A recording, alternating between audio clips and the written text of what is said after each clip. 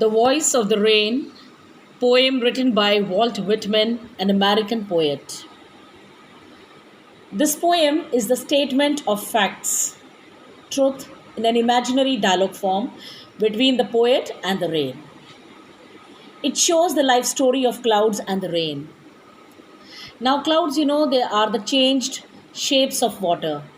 They cannot be touched, and but they are the saviors of nature and all forms of life on the earth.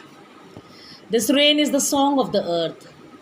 The water, it moves in a definite order.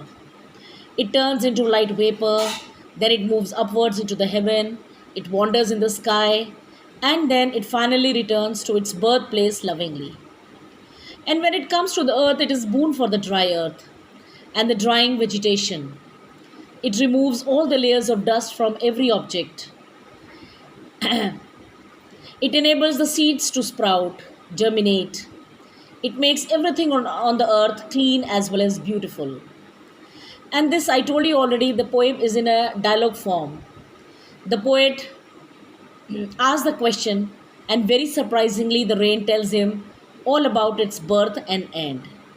It's a beautiful poem, you will know, and the background of the poem is the cycle of the water cycle, which goes on in the nature, the perpetual water cycle which goes on in the nature. Now see the poem, see the lines. And who art thou? Said I to the soft falling shower. The poet asked the soft falling shower. Soft falling shower means soothing rainfall which falls on the earth. The poet asked, who art thou? Art means are. Thou means you. He asks the soft falling shower, the rain, who are you? Which strange to tell gave me an answer here translated. Which strange to tell.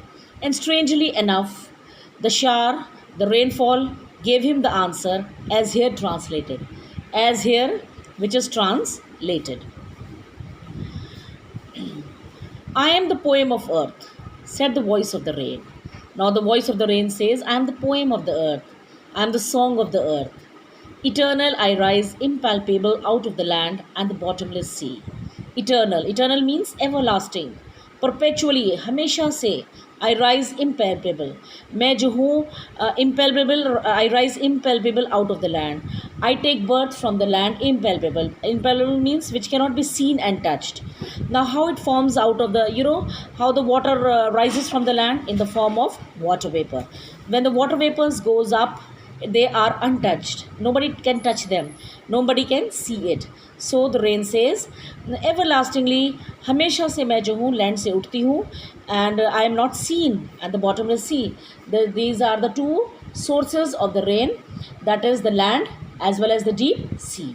It is something that cannot be touched. It is born out of the land and the deep sea. Upward to heaven. And then it rises upward to heaven. Whence vaguely formed, altogether changed, and yet the same. There, whence means where it gets vaguely formed, where it gets a different form, and it is altogether changed. It is not formed properly, means now it changes, it forms into clouds, and they are very vague. They don't have a proper shape, and yet it remains the same. And yet the same, altogether changed. These water vapors, they form clouds, and they are changed. The shape is changed, yet the same, but they are the same. Same means they are the same water vapors. I descend to live the droughts, the atomies, dust layers of the globe, and then I descend. Then the rain says, then it comes down. Descend means come down. It comes down to wash. Lave means to wash or to bathe the droughts. Droughts means the dryness of the earth. Atomies, it washes the tiny particles and dust layers of the globe, dust layers of the earth. वो नीचे आती है और नीचे आने के बाद जितनी भी ड्राइनेस है अर्थ पर, जितने भी डस्ट पार्टिकल्स हैं, tiny particles, all are washed or are bathed by this beautiful rainfall. And all that in them without me were seeds only, latent, unborn. And then the rain says, this rain only helps the seeds which lie hidden and unborn under the layer of earth to take a new life. And all that in them without me were seeds only. Now the rain says that without me means rain. Rain says the seeds would have remained the seeds only without the action of the rain. Whenever the seed gets water, then only they germinate, then only they sprout. Otherwise, they would have remained latent. Latent means hidden, unborn. The seeds would not have sprouted, they would not have turned themselves into plants without the water of the rain. And forever, by day and night, I give back life to my own origin and make pure and beautify it. Then the rain says, this process of rain, it says it forever by day and night. This process of rain is perpetual. Perpetual means everlasting. Forever, वो चलता रहता है by day and night. It goes on by day or night. I give back life to my own origin. And this rain gives back life to its own source of beginning. The origin of the rain is earth. From the earth only, the water vapor there rises. Okay, its birthplace, and it originates from it, the vapors. This life, water cycle gets started. Water cycle chalti rehti hai. Earth say the water vapor rises to the heaven. From there, they turn into condensation takes place. They form into clouds, and then in the form of precipitation, this rain come back to its own origin. It comes back to the earth, and now it makes it more pure and more beautiful. For song issuing from its birthplace, after fulfillment, wandering, regged or unregged, duly with love returns. And for song, now the poet compares the song with the rain.